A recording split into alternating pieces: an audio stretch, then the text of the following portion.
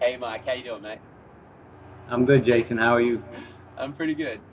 Let's jump straight into this. Why don't you just kind of briefly tell people how you came to get OP and what it was like for you? So,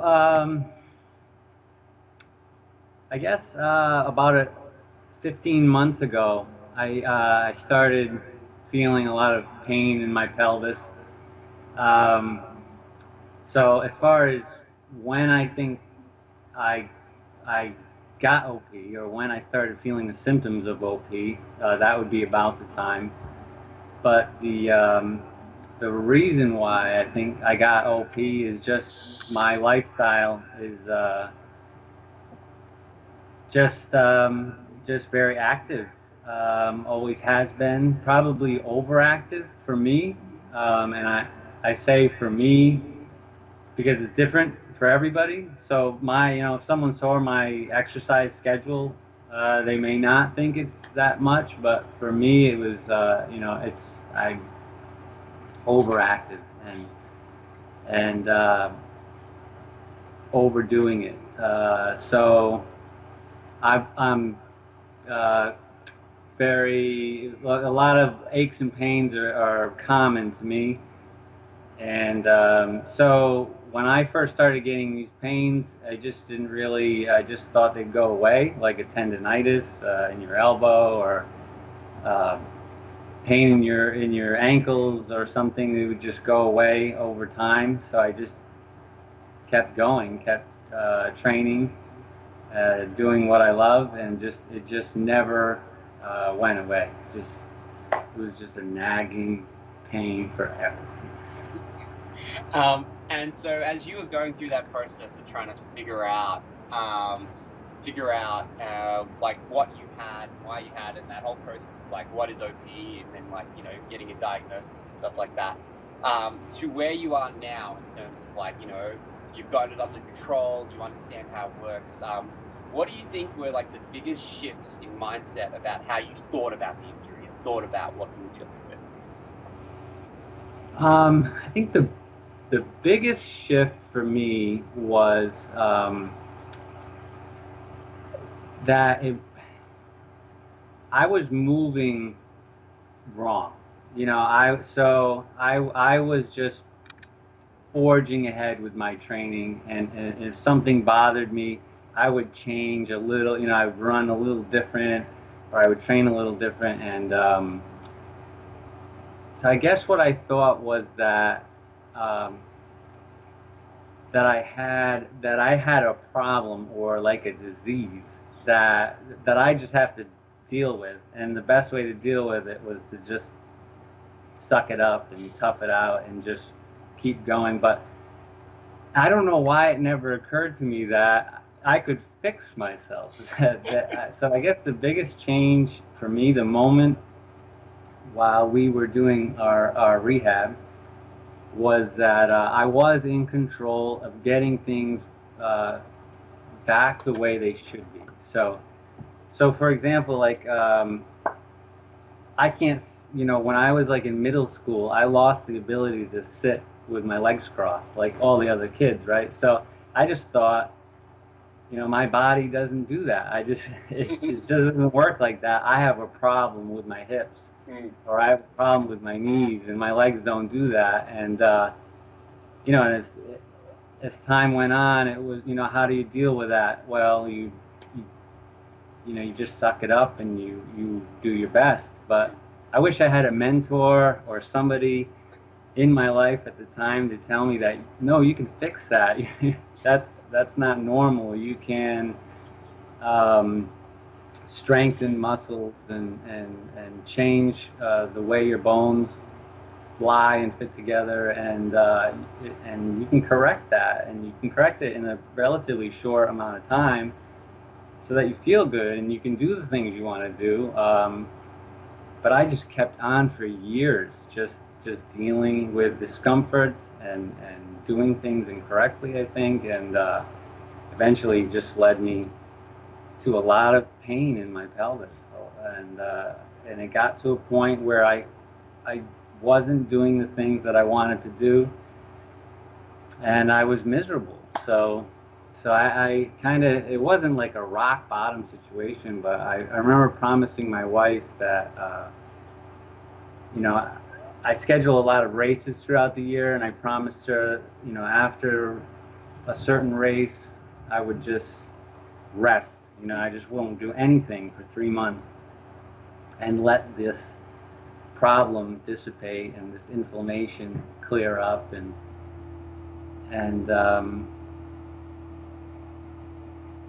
yeah, so I guess I'm rambling a little bit. No, keep going, keep going. So I guess like I said a little earlier, I just wish something clicked in my head, whether someone told me or I just realized. It just seems so obvious that you can fix these things. Your muscles can fix things. You know, it's kind of, you know, like I had a 13-year-old that needed braces on her teeth, and it wasn't that she had this horrible disease of her mouth. It's just that you can put you can rearrange things and make them better.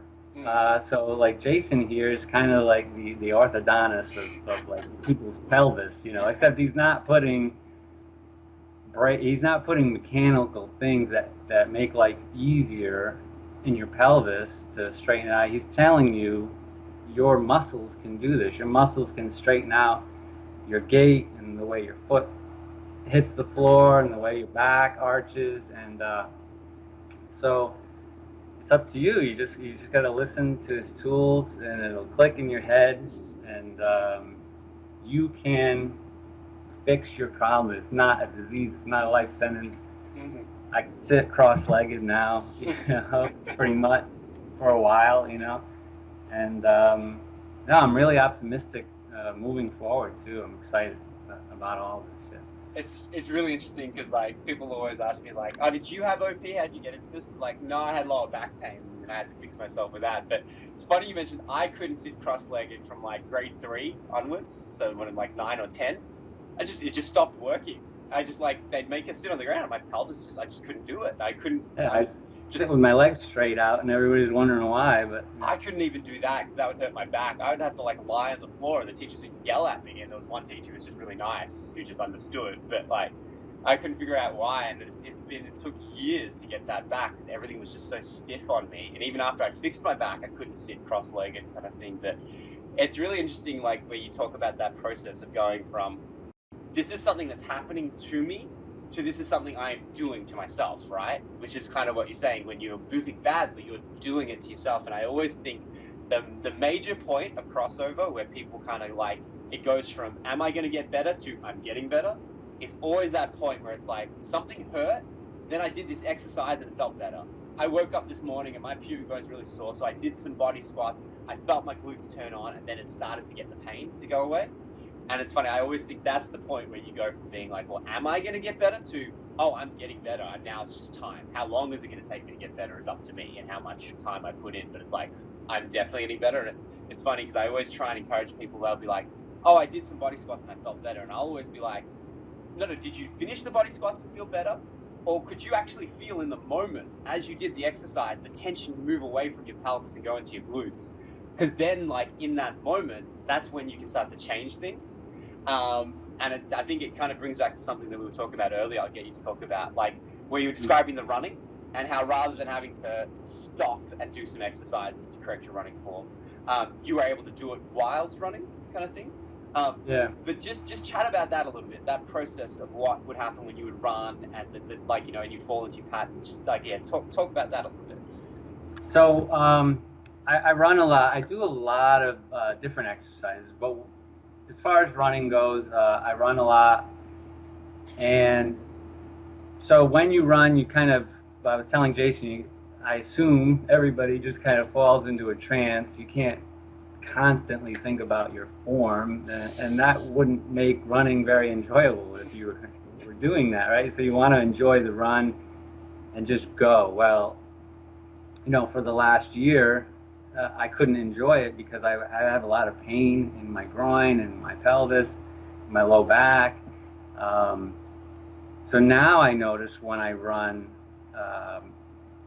if I fall into this trance and I go for a mile or so and I'm not thinking about my form, I feel maybe the pain is coming on a little bit. I'm falling into my old gait pattern, my own how poor movement, and I can literally just think about the muscles that should be activating, which is weird to me now, but and those muscles will fire. So somehow we've built this, nerve pathway from my brain to the proper muscles through a lot of the exercises we've been doing over the last 10 weeks. And so now really I just, within a few strides of me thinking about proper running mechanics and the muscles that should be firing, they are firing, and I feel the pain in my adductors and in my groin dissipate, and I'm running better and stronger, and I have more spring in my step, and so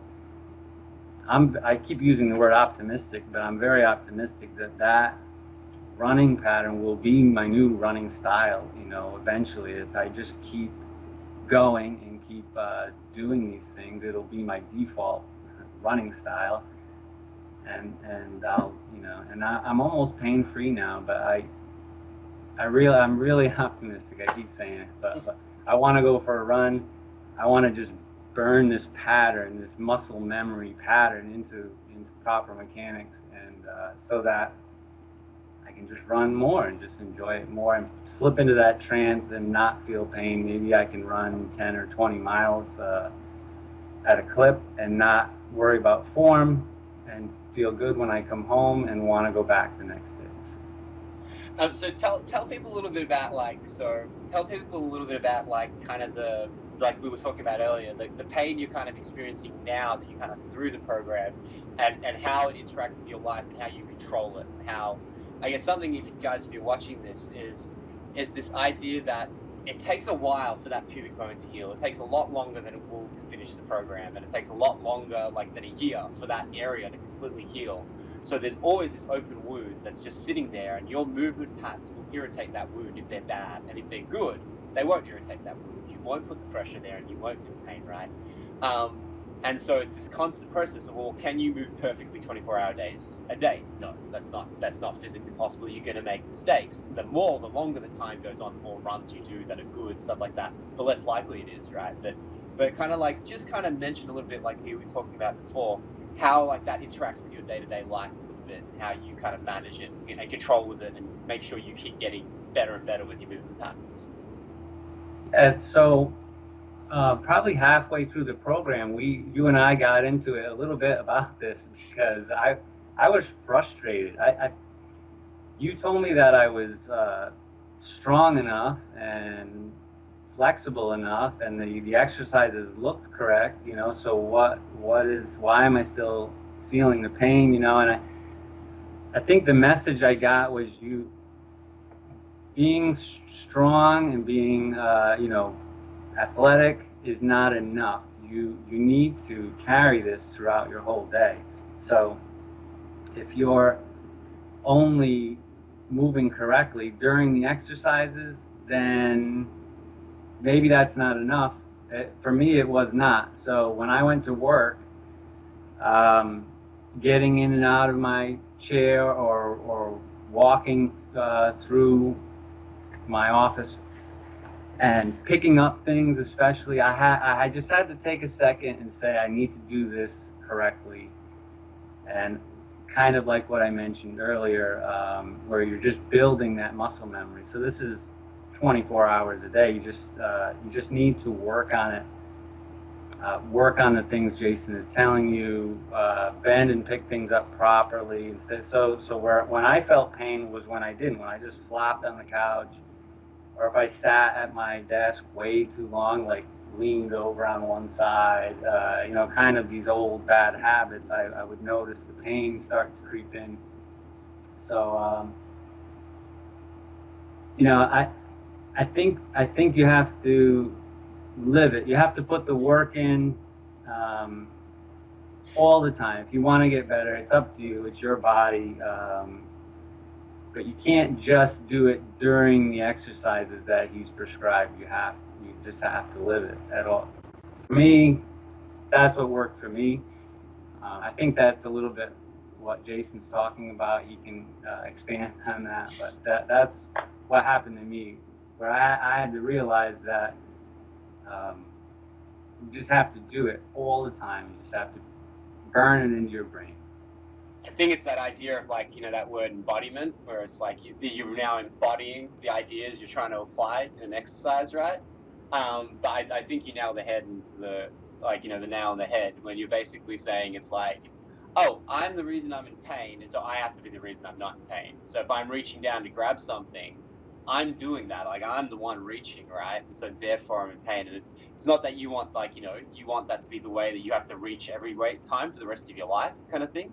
But like, if you're bending from your back badly to pick something up off the ground, whether it gives you pain or not, you shouldn't do that. That's not a good idea. And at some point in your life, that'll get you in trouble, right?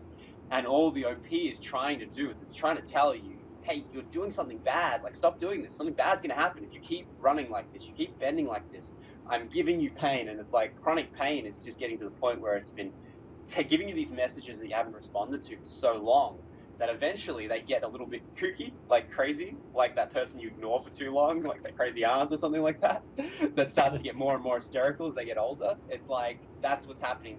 They're not, your pain's not being heard, so it's getting worse and worse and worse. And it's kind of like this idea of kind of going, oh, okay, cool. This isn't a death sentence, like I have to be perfect all the time, but every moment's an opportunity for me to practice what I've learned. And then all of a sudden, it's like having, someone who has good morals or good values. There doesn't seem to be an effort to them. They just, like, they always behave correctly. They always have good manners. They always kind of conduct themselves in a proper way. It just ends up being like that because you just take every opportunity to express that thing that you've been practicing more and more. It's so interesting the way you described it there, this idea of like, well, you're running is like, pretty soon that pattern is going to be how I run, right? And like the word optimistic is good because that doesn't just mean, oh, I'm going to be pain-free when I'm running. It's like, well, I'm going to be springier, I'm going to be stronger, so that's going to allow me to run with better form for longer. It's going to allow me to do longer distances without breaking down. And forget the OP, that's going to allow me to run longer distances without my knees hurting or my ankles hurting, my back hurting, or having an issue or losing speed because I'm losing my form kind of thing as well. So like, I really like the word optimistic because it's kind of going, well, it's not just that I'm avoiding something that's negative. Like, I'm optimistic that I can become something better than I am right now. Yeah, for sure. I mean, over the last 10 years, like my mile time is dropping, and I always just say, well, I'm getting old. That's how it goes. But now I'm not really thinking that way. I just feel better. I feel more proper, and yes, I'm signing up for races for sure. I took some time off, and I'm signing up real soon, very soon. Already eyeballing them. My wife's excited to start traveling again and going to some of these events. So, yeah. Oh, that's awesome. All right, so to kind of like to wrap this up a little bit, what would you say was like some of the hardest things that you went through in trying to recover through this, and what were the things that you did to kind of let you get through those points? So the hardest thing for me was I thought I had a pretty big arsenal of exercises. I really thought I did. I had like 100 different workouts that I did all the time. Um, but your program had another 20 that I had never seen before, and I was lousy at. So the hardest thing for me was you would prescribe movements and exercises, and I was terrible. So I was frustrated, and the pain would come on, and so I had to just tell myself, uh, trust this guy. You're kind of moving in the right direction, and you got to stick with it. So, and it always worked. So you prescribed 8 different exercises, and I would stink at all of them on a Monday. And then on Tuesday, I was a little bit better. And then on Wednesday, I'd be good enough where I could send you some video analysis, and you would critique it and send it back, and I get a little better. So, and I noticed by the 3rd and 4th week, that, you know, I was going to be good at these exercises. So, and which is also motivating because 6 weeks in, when you gave me a batch of movements that I was terrible at again, I already knew in 5 days I'm going to kill these. These are going to be fine. This is going to be fine. And then so that leads to the bigger picture, right? That I am going to be fine. That Jason's leading me down the right path. He sees what I need, and yeah, and so here I am. I feel so much better, so much better. Yeah, so that was the hardest part for me, was just sucking at stuff and dealing with it. But yeah, no, I'm grateful for it. And now some of those exercises are my go-to exercises. When I feel a little niggle, you call it, then I'll do those and get things aligned, feeling good, and I'm grateful. Awesome. Awesome. Thank you so much for doing this. And yeah, for anyone watching this, hopefully you can kind of take a lot from it. But yeah, thank you so much. Welcome. Thank you.